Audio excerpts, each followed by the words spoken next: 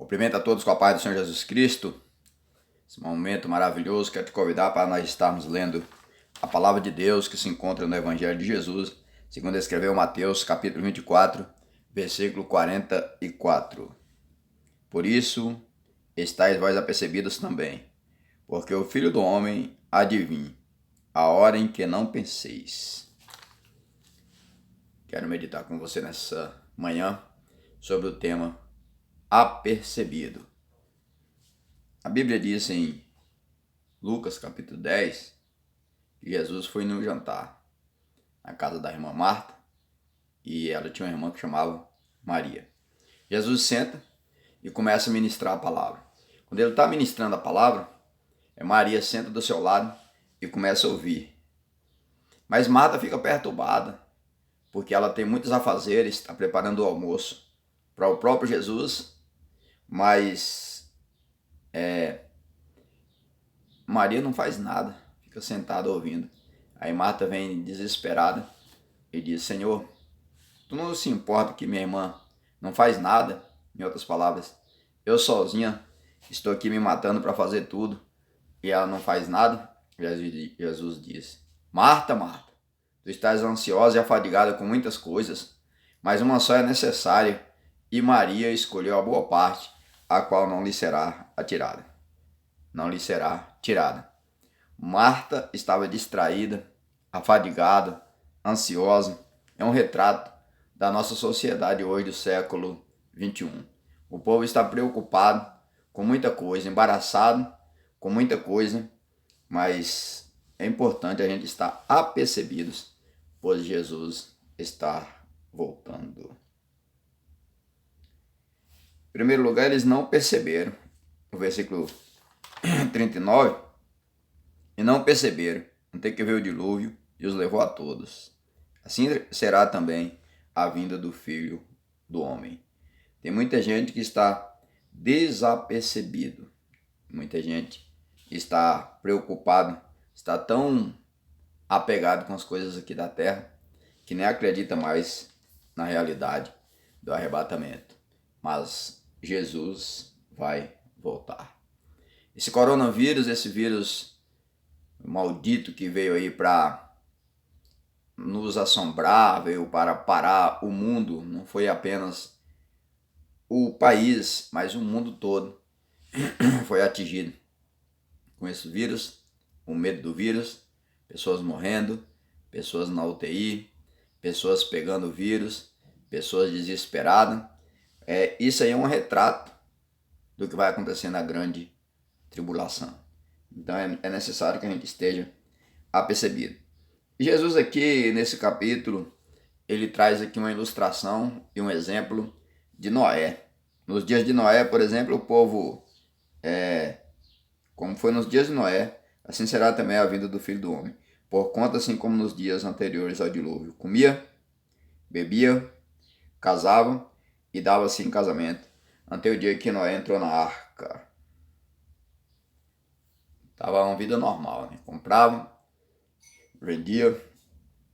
Lucas diz isso, né? Comprava, vendia, casava, dava-se em casamento. Mateus está dizendo casava e dava-se em casamento. Ou seja, a vida daquele povo era uma vida normal. Para eles, é uma coisa que não tinha nem sentido o que Noé estava pregando, que o Deus Criador dos céus e da terra havia falado com ele e que ia haver uma grande chuva e ia destruir todas habitantes da face da terra. A chuva naquele tempo não existia, e principalmente em grande proporção, conforme Noé estava fazendo. Então eles achavam que jamais ia acontecer isso, porque realmente o que estava a realidade deles não teria nenhuma possibilidade disso. Então casava, dava-se em casamento, uma vida normal, comia, bebia e estava nem aí. Deixa a vida rolar. A maldade entrou no coração do homem, o pecado se multiplicou, mas Jesus disse que é a mesma coisa. Jesus disse no versículo 36 que ninguém sabe, ou seja, Jesus disse, ninguém sabia Ou seja, Jesus disse, só Deus sabe. Nem os anjos do céu, olha só, nem o Filho do Homem. Jesus naquele tempo não sabia, mas hoje que ele voltou ao seu corpo glorioso, hoje ele sabe. Mas naquele tempo ele disse que só Deus sabia. Então, exemplo, os dias de Noé. Só queria se divertir e acabou a conversa.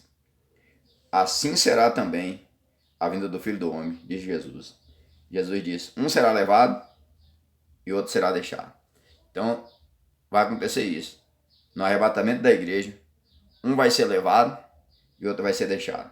Então vai ser muito desespero, vai ser um momento de alegria para uns e tristeza para outros.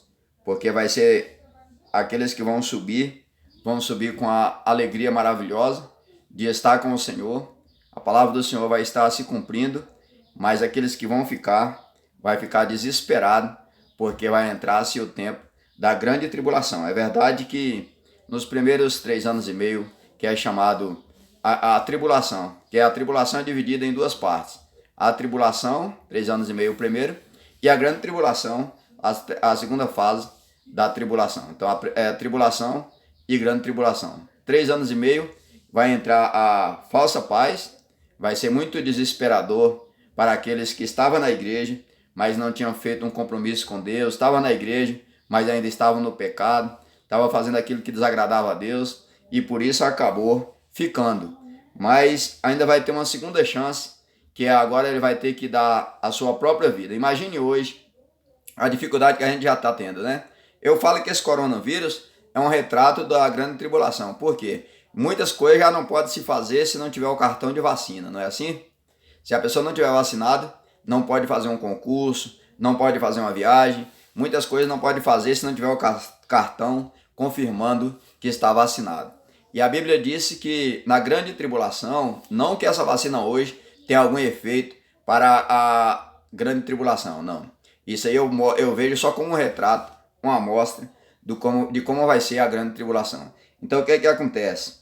Naquele tempo vai ser implantado um chip, isto mesmo. A pessoa não vai conseguir comprar nem vender. Você vai chegar no mercado para comprar e não vai poder comprar porque você não tem o chip, a marca da besta. Então é importantíssimo isso aí para nós, que a gente possa estar apercebido, porque o Filho do Homem há de vir.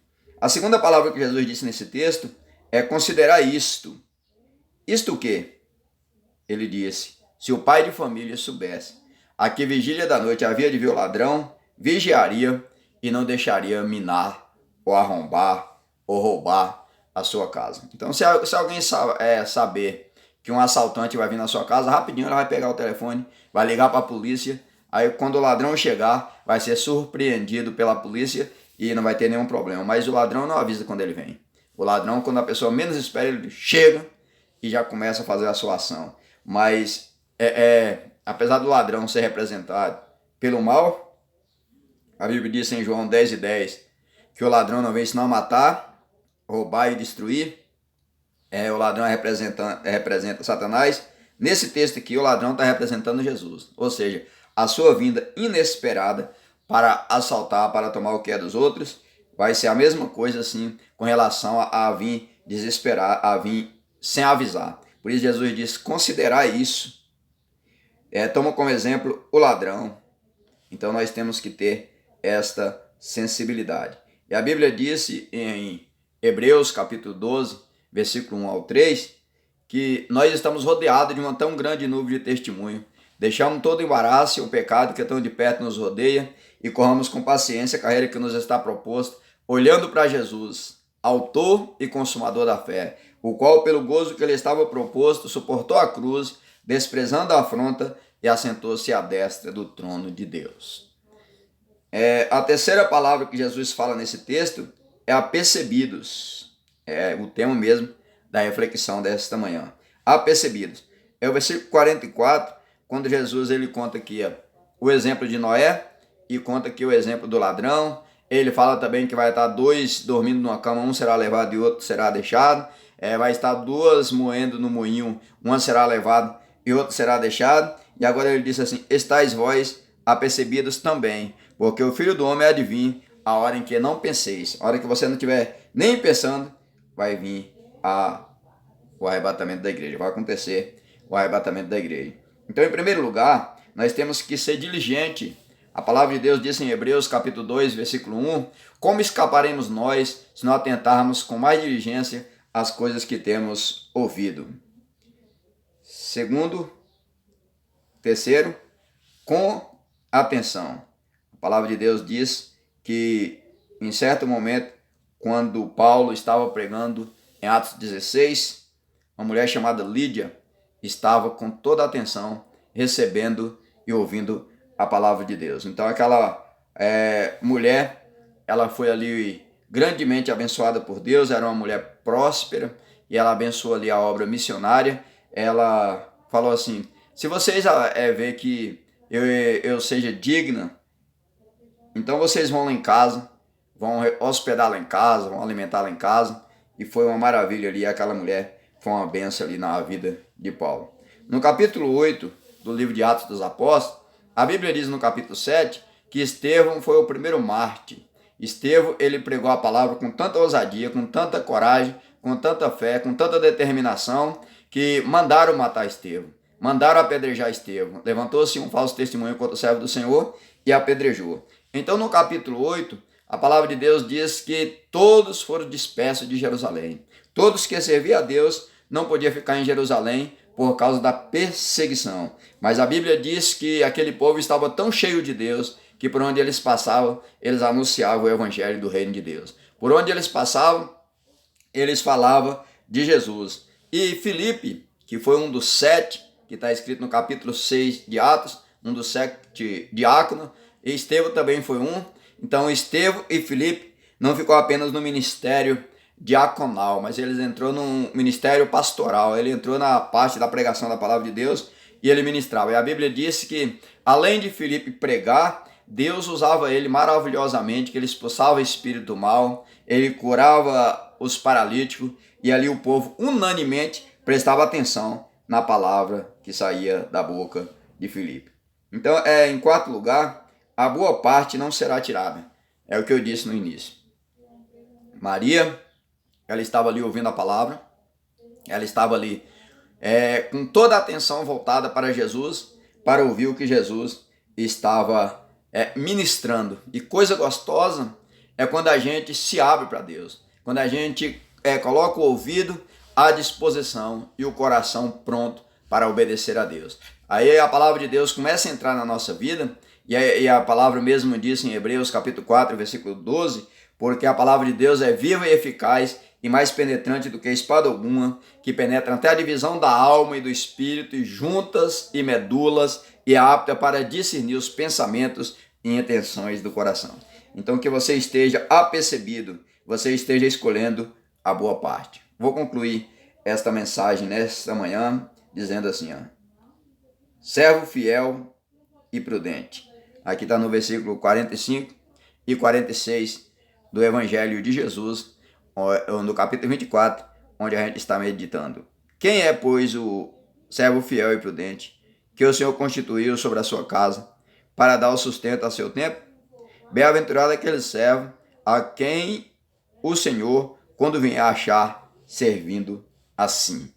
Que Deus abençoe a tua vida, que você tenha essa sensibilidade, que você tenha essa disposição de estar esperando Jesus. Não espere Jesus daqui a um ano, não fique esperando se preparar, não, prepare hoje, porque até mesmo tem duas maneiras de Jesus vir. A gente tem que estar apercebido por isso. Ele vai vir tanto para buscar a sua igreja em geral, como também pode acontecer a qualquer momento a nossa partida. A Bíblia diz em Hebreus capítulo 9, versículo 27, que aos homens está ordenado morrer uma vez, vindo depois disso o juízo. Então que você possa refletir sobre isso, fazer o seu concerto com Deus, estar servindo a Deus, porque a qualquer momento vai fechar-se a porta da graça e é essa oportunidade que a gente tem hoje, não vamos ter mais. Que Deus abençoe a tua vida, que você dê lugar para Deus operar sobre a tua vida. Se você ainda não inscreveu no nosso canal, inscreva aí, PB, P de pão e B de boca. Eufrásio Bonfim. E assim você estará nos ajudando, tá bom? Fique na paz do Senhor, que Deus te abençoe.